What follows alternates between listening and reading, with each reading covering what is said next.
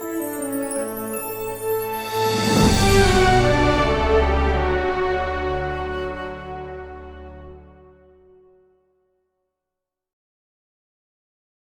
book friends, how's it going? I hope everyone is doing well.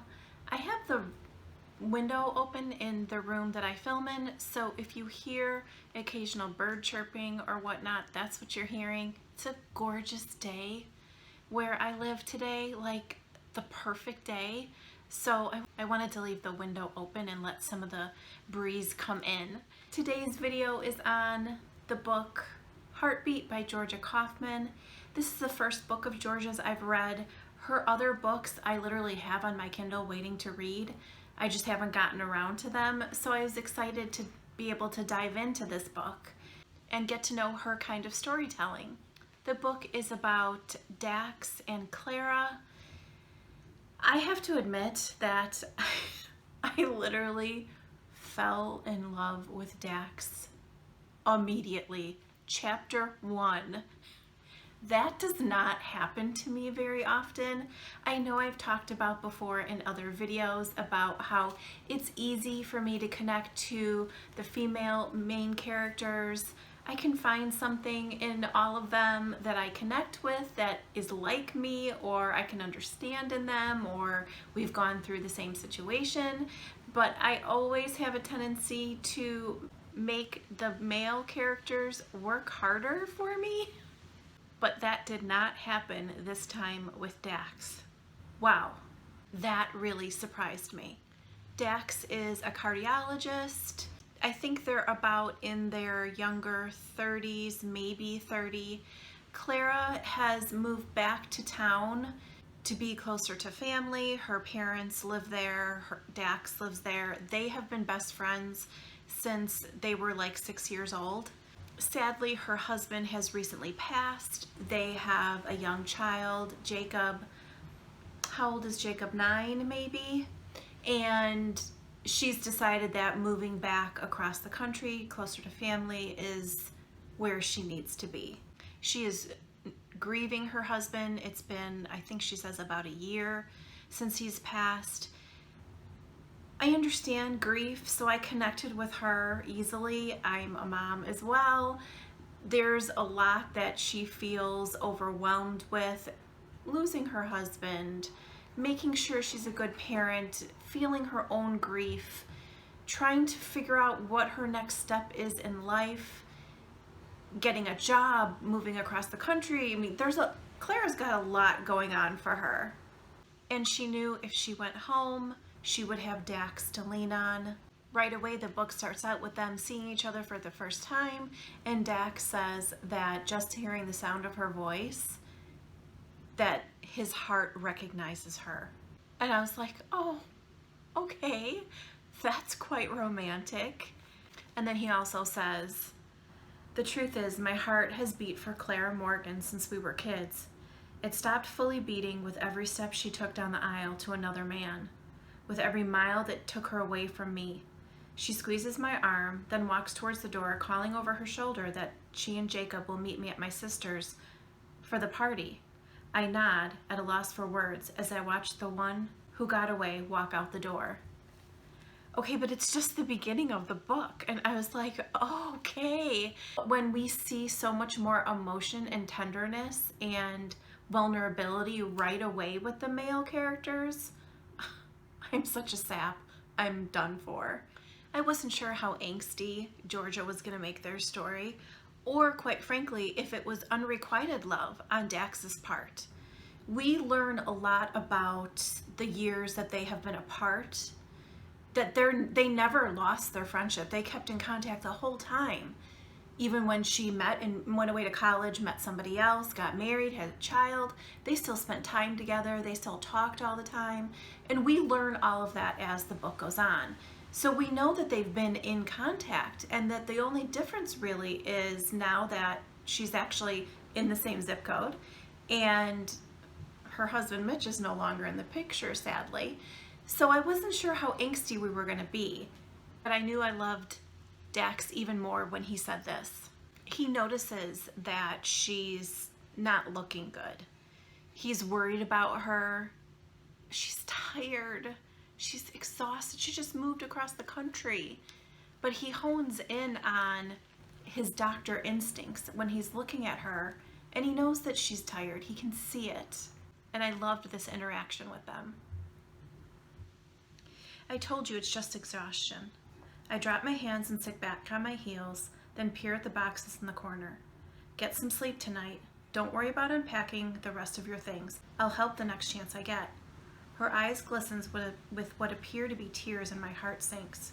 She's grieving, overwhelmed. She's transitioning not only to a different town, but a new chapter in life. Leaning forward, then whispers in my ear, "Thank you." 2 simple words, normal for a friend to say to another friend who has offered his help. But her hot breath on my neck, her delicate arms around me, her breasts pressed to my chest, it's too much. It's just a hug, I tell myself. She's your friend. Clara's my oldest friend. We've known each other since we were 6, and right now, that's who she needs. So that's what I'll be, for both of our sakes. I connected with Claire so easily in those moments. Moving sucks, right? And then across the country, wow. And then after the loss of her husband, wow. They're both going through things though. And I really liked how Georgia gave us those little kind of peel back layer by layer of what each of them was going through and where they are in life. Dax has his parents' death. His parents were killed at the same time in a really tragic car accident. He became a doctor and a cardiologist to help people. He has a little bit of that Superman complex. He wants to be everything for everybody and save everyone he can. And all of that gets put on a plate for them to kind of work through. And could they? And then things start shifting. We already know, obviously, that Dax sees her in a different way. He sees her as the woman that he's always been in love with. I thought it was really interesting that he held back in so many ways, but that also showed me his personality, and that he wasn't, although he was so much of a Superman and like run in and take charge in his doctor life, in his relationship with her, he loved her so much that he put her needs and her wants and her life and her happiness in front of his own forever, since the moment they met. We do learn that there was a moment, a very special moment between them after prom. And we also know that it was after that moment that they shared is when his whole life fell apart. So from Clara's perspective, she knew they shared that moment, but then they kind of left it there. And I think Dax felt like he couldn't help what happened in his life, but that he kind of missed his chance, and the only way to keep her in his life was to be her best friend. And that's how he could stay connected with her. Even though she walked down the aisle to somebody else, she fell in love with somebody else, she had a child with somebody else, that if that's the way their relationship was going to be for the rest of their lives, he would have been happy. But things changed, and all of a sudden she's there. She's not married. And he sees it as his chance with her, but only when it's right for her. Again, he was so selfless. I loved the relationship that he had as Uncle Dax to her son Jacob. They have their own relationship that was really sweet. Just kind of added to the wonderfulness of Dax. I loved all of that. Clara had some really heart-wrenching moments that just made me teary, because again, I understand grief. So I got where she was coming from with a lot of it, and this was one that was particularly emotional. Awesome. My dad used to play with me on the weekends before he got the cancer.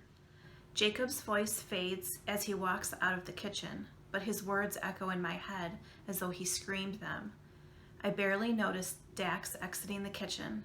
I'm left standing here with my thoughts swirling around me like I'm trapped in an elevator.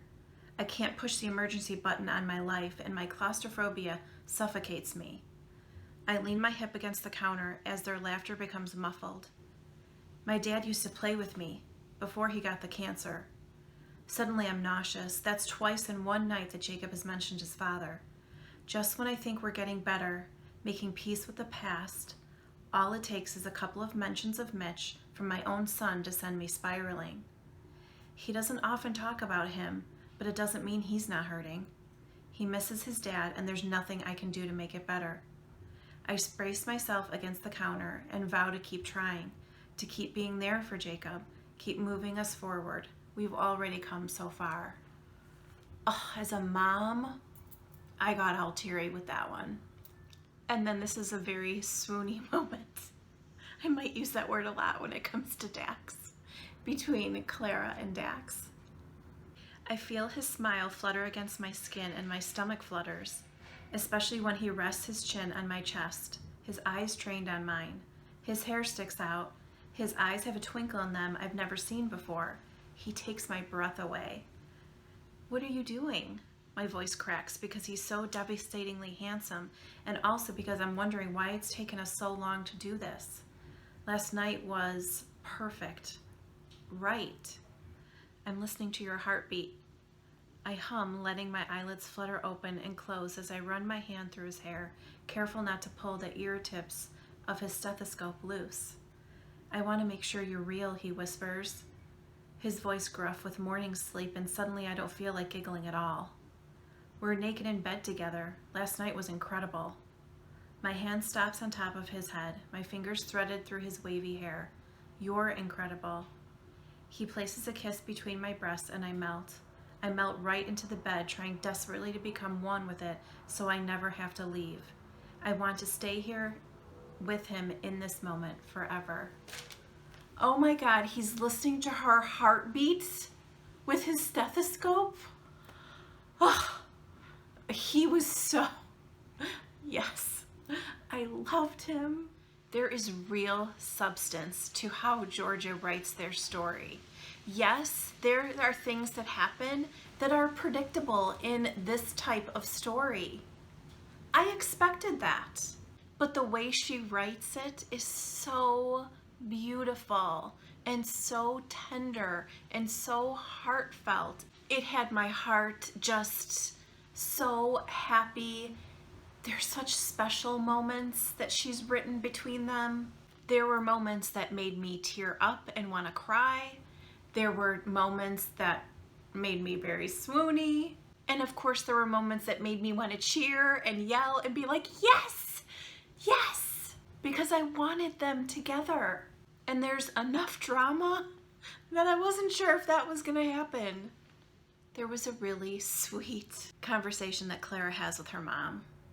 And her mom and stepfather own a winery. And I thought that was so fun. And they go walking through the winery, and her mom can tell she's got a heavy heart and she wants to talk to her about some things. And oh, I just loved it. And you know, sometimes you just need to talk to your mom, you know? And this was one of those moments for her. Mitch and I were young when we got married, you know? And we had Jacob right away.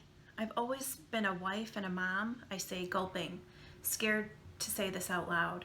But Dax makes me feel different. And when you say different, you mean... My mom tilts her head to the side. Like a woman, I say without hesitation, but I instantly cringe. My cheeks redden as I peer at my mom in my periphery. She nudges me with her shoulder. Come on, Clara. You've been married and had a child. I think it's okay to say the word sex around me. He makes you feel sexy. I bury my face in my hands, embarrassed. Because, right? And then a few lines later, she says, I nod, the weight of her loving words swirling in my chest. This isn't about whether you love Dax more than Mitch or vice versa. You either love Dax or you don't. It's that simple, sweetheart.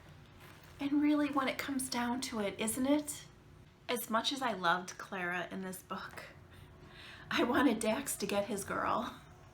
I wanted him to be happy. I wanted them to be happy. Let me know if you have read Heartbeat in the comment section below, or which of George's other books you have read. I always like hearing your guys' thoughts. Thank you for taking a moment to consider subscribing and also giving the video a thumbs up. When you do that, it not only helps my channel, but it will help this video get shown to more people on YouTube. I always put an Amazon link to the book in the description box of the video, and also you will find my social media links down there as well. Thanks for hanging out with me today, guys. I'll see you soon. Bye.